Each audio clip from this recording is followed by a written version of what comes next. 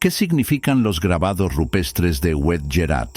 Situados en Tassili, Najer, Argelia, y datados en el Neolítico, tienen muchas afinidades con los del sur de Oranés, Argelia, y el Fezzan, Libia. Según Henri Lotte, datan de hace más de 7000 años. Sorprendidos por sus grandes grabados naturalistas, se apodó al Oued Gerat el Beser del Sahara. Tras haber recuperado las pinturas de Tassili en 1956 y 1957, Henri Lotte se comprometió en 1959 a realizar un inventario de los grabados de Oued Gerat. La expedición de Lotte fue excepcional por la información que pudo proporcionar y por la resistencia de sus miembros frente a las difíciles condiciones de vida en Tassili.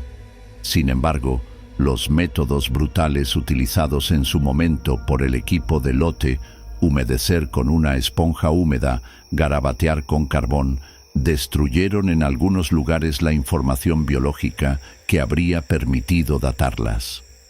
Hoy en día, algunas pinturas se están desintegrando debido al frecuente humedecimiento de los visitantes.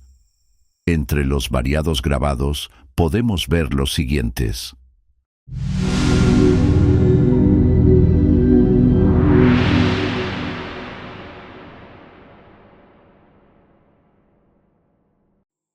Espirales con el mismo sentido de enrollado. Este tipo de grabado es común y generalmente se interpreta como un símbolo de fertilidad. Triple espiral. A diferencia de la espiral anterior, se nota la elegancia de este grabado. Las dos figuras en la parte inferior resultan del inicio, desde su centro, de dos líneas en direcciones opuestas. La obra fue realizada sobre una losa horizontal, un gran búbalo grabado, cuyos extremos de los cuernos están separados por 1 metro. Este fósil director del arte rupestre más antigua está aquí magníficamente representado y corresponde a lo que nos enseña la paleontología animal. Un búbalo grabado con una figura arrodillada detrás de él, que lleva la mano derecha hacia su cola. En la cabeza se distinguen o bien cabellos erizados o plumas. Un gran buey grabado, cuyo morro ha sido trabajado 2 veces. Una espiral más reciente lo corona, como si estuviera invocando la llegada del agua. Un carro pintado, tirado por 2 caballos y corriendo a galope volador. Puede ser una escena de combate, con hombres acostados frente al carro. Esta pintura de ocre muestra una buena postura del conductor, pero ¿cómo podía equilibrarse sobre la plataforma? Otro carro a galope volador, pintado con ocre. Aquí se observa mejor la perspectiva, ya que las riendas van directamente de las manos del conductor al cuello de los 2 caballos. El eje termina en 2 ruedas de 4 radios. 3 lanzas inclinadas hacia adelante parecen estar fijadas en la plataforma. 2 perros corren junto al carro. Debajo, 3 hombres con túnicas cortas llevan escudos. 3 más preceden a los caballos. Están armados con lanza y escudo. Uno de ellos tiene una cabeza que recuerda a la de un perro. Una pintura en ocre de un carro con 3 caballos. La perspectiva es incorrecta. El carro parece volar sobre los caballos. Este período de los carros marca el auge de la era equidia. Hay una gran figura a la izquierda. A la derecha, una pequeña figura difícil de observar. Un gran bovino pintado con ocre rojo. Cubre parcialmente un carro, y la cantidad de caballos es difícil de determinar. Sobre el lomo del bovino se ve un pequeño cuadrúpedo pintado en blanco y rojo. Es seguido por hombres, que son precedidos por un pequeño diablillo. Hay un cuadrado blanco en el centro del buey. Su explicación aún no se encuentra. Unos bovinos, de 2 colores pintados en rojo y blanco, que van de izquierda a derecha.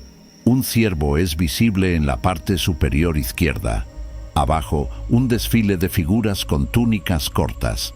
Más bovinos, antílopes y diversos animales pintados con ocre y pintura blanca.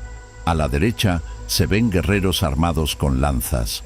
pintura muy fina con ocre que va del marrón oscuro al tono color vino. Un hombre armado con una lanza también sostiene un objeto extraño que termina en un gancho, lo que es común en esta área. El arquero grabado tiene una figura estilizada, lleva una prenda en la cabeza y sostiene un arco como si hubiera lanzado una flecha. Tal vez lleva una capa ligeramente con flecos sobre la espalda. El cinturón, formado por una doble línea, se extiende con una cola flotante. Parece que lleva una funda fálica enganchada en el cinturón, dejando los testículos al aire, como lo muestran algunas etnografías regionales. Un guerrero grabado con la misma inspiración que la grabación anterior. Sin embargo, la cabeza es esta vez la de un cinocéfalo. Las piernas están bien representadas. El cinturón está formado por 6 líneas. El arco se sostiene por la madera en la mano izquierda. Curiosamente, solo los dedos del pie izquierdo están grabados. El hombre es seguido por un perro. En la bifurcación del Wet Tulul se encuentra esta representación, vinculada a un culto de fertilidad muy antiguo, que ahora solo visitan los nómadas solitarios. Este tipo de representaciones suele estar deteriorado. Un ternero finamente grabado con pulido en la cabeza, el vientre y las patas. Los cascos están bien observados. En el cuello lleva un collar con un colgante. La cabeza de una oveja, oculta por el ternero, aparece a la altura del pecho. Un antílope o cabra. El pelaje se representa con una serie de líneas grabadas y está como en otros grabados acompañado de espirales, una con 2 vueltas y la otra, más irregular, con solo una.